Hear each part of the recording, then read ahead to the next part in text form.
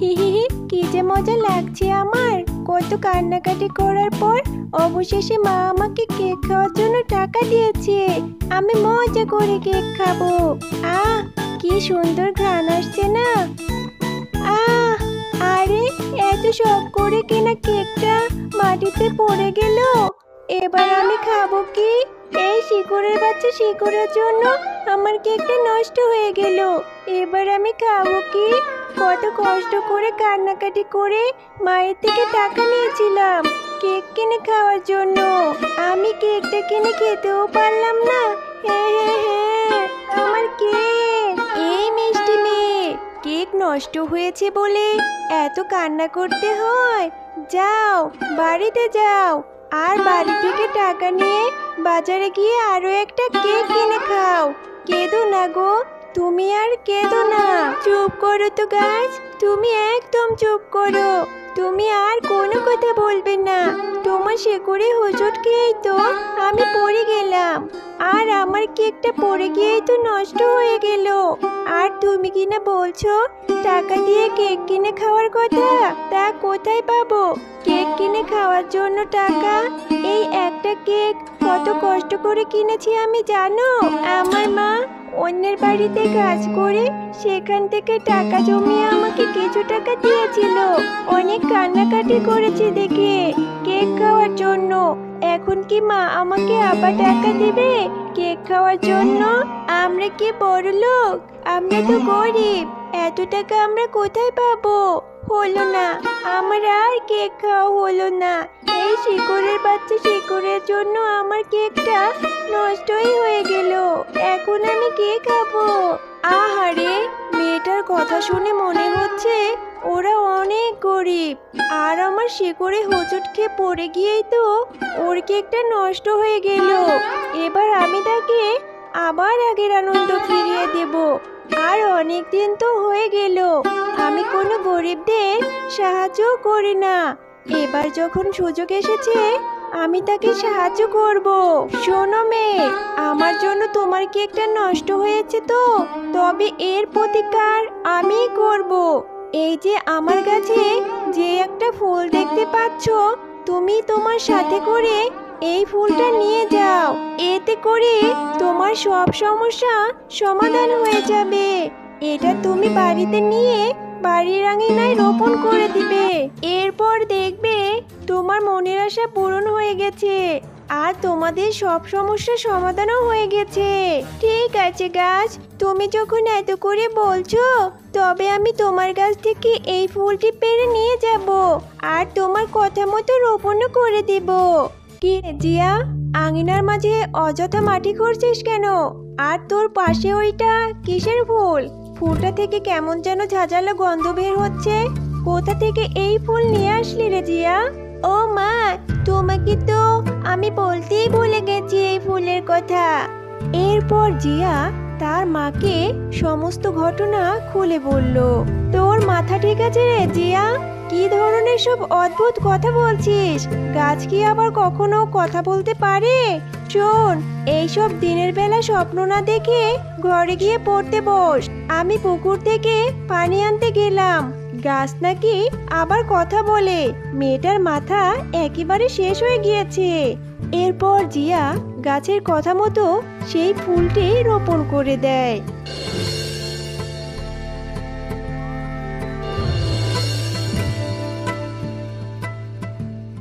কাল যে জায়গায় আমি ফুলটা রোপণ করেছিলাম সেইখানে কেকের গাছ হয়েছে। এই জন্যই বুঝি গাছটা আমাকে এত করে বলেছিল ফুলটা সাথে করে নিয়ে যাওয়ার জন্য। কি মজা, কি মজা! আমি এখন থেকে কেক খেতে পারবো, যত ইচ্ছে তত।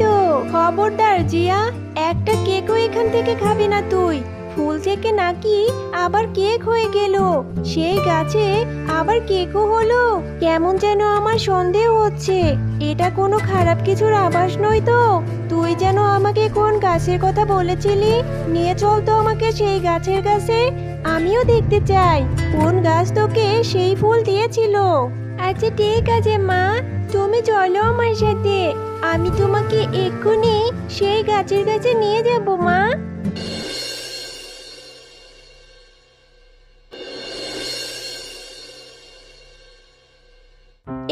গাছ, বলো তো তুমি আমার মেয়েকে কেন ফুল দিয়েছিলে? সেই ফুল থেকে কেকের গাছ হয়েছে। কোনো খারাপ কিছুর উদ্দেশ্যে তুমি আমার মেয়েকে ফাঁসাতে চেয়েছো না তো? নিশ্চয়ই এই গাছের কেক খেলে আমাদের অনেক ক্ষতি হয়ে যাবে। না না গো, তুমি আমাকে ভুল বুঝেছো। আমি তো তোমার মেয়ের মুখ থেকেই শুনেছিলাম তোমরা নাকি অনেক গরিব, তাই তো আমি ওই ফুলটা তোমার মেয়েকে দিয়েছিলাম তোমাদের সাহায্য করার জন্য। ওই ফুল থেকে যে গাছ হয়েছে, সেই গাছে যে কেক হয়েছে, সেই কেক বিক্রি করে তোমরা তোমরা তোমাদের জীবন ভালোভাবেই কাটাতে পারবে, আবার কেক খেতেও পারবে। আমার কোনো অসৎ উদ্দেশ্য নেই গো, বিশ্বাস করো আমাকে। সত্যি কি তুমি আমাদের সাহায্য করার জন্য ওই গাছটি দিয়েছো? তুমি সত্যি অনেক ভালো গো। আমি অবশ্যই গাছে ধরা কেক বিক্রি করব আর আমাদের সংসারের অভাবও দূর করব। তবে হ্যাঁ, ওই গাছে দুইবার কেক ধরবে, একবার দিনের বেলায়, একবার রাতের বেলায়। দিনের কেকগুলো তোমরা খাবে আর বিক্রি করবে, আর রাতের কেকগুলো ভুলেও ছবে না আর খাবেও না, বুঝেছো? যাও, এবার তোমরা বাড়ি চলে যাও। চল মা, আমরা গাছ থেকে তাড়াতাড়ি কেকগুলো পেড়ে নেই।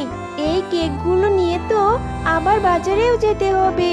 কেকগুলো দেখে বেশ সুস্বাদু মনে হচ্ছে। মনে হয় কেকগুলো বাজারে নিয়ে গেলে সবাই কিনে নেবে, আর গাছে ধরা কেক বিক্রি করে আমরাও অনেক টাকা পাবো, আর আমাদের অভাবও দূর হয়ে যাবে। এই জন্যই তো আমি অপেক্ষা করছিলাম। আমি ঠিক জানতাম ওই গাছ আবার তার ফল ও ফুল দিয়ে কাউকে না কাউকে সাহায্য করবে। ওই গাছের অনেক ফল আর ফুল আমি নষ্ট করেছিলাম বলে ওই গাছ আমাকে অনেক শাস্তি দিয়েছিল। সে বলেছিল তার ফুল ও ফল দিয়ে নাকি সে গরিবদের সাহায্য করবে, এই বলে আমাকে অনেক অপমান করেছিল। এই বলে অপমান করে আমাকে সেইখান থেকে তাড়িয়ে দিয়েছিল। সেই দিনই আমি পণ করেছিলাম ওই গাছ যদি কখনো কাউকে সাহায্য করে, সেই সাহায্য করা জিনিস আমি নষ্ট করে দিব। আজ ওই গাছ ওই শিয়ালিনীর মেয়েকে কেকের গাছ দিয়ে সাহায্য করেছে, তাই না? এবার দেখ, ওই গাছের সব ফল খেয়ে আমি নষ্ট করে দেব। হে হে হে হে হে। এই তো সেই কেকের গাছ। এখনই আমি সব কেক খেয়ে গাছটাকে নষ্ট করে দেব। হে হে হে হে হে হে।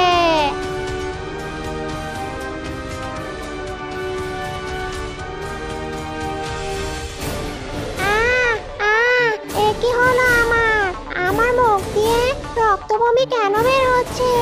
আমার ভেতরটা জ্বলে গেল গো, গেল কাছে ধরা কেক খেয়ে আমার একই হলো। কেউ আমাকে বাঁচাও, গেল রে, আমার ভেতরটা জ্বলে পড়ে ছাই হয়ে গেল। বাঁচাও আমাকে।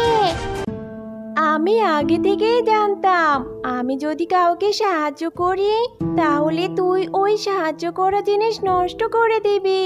তাই তো আমি বুদ্ধি করে সেই গাছের রাতের কেকগুলো বিষাক্ত করে দিয়েছি। ঠিক হয়েছে, এবার উচিত শিক্ষা হয়েছে তোর। কেকগুলো খেতে সত্যি অনেক মজা মা, আর কেকগুলো রোজ বাজারে অনেক ভালো দামে বিক্রিও হচ্ছে। হ্যাঁ রে মা, অবশেষে আমাদের দুঃখের দিন শেষ হলো।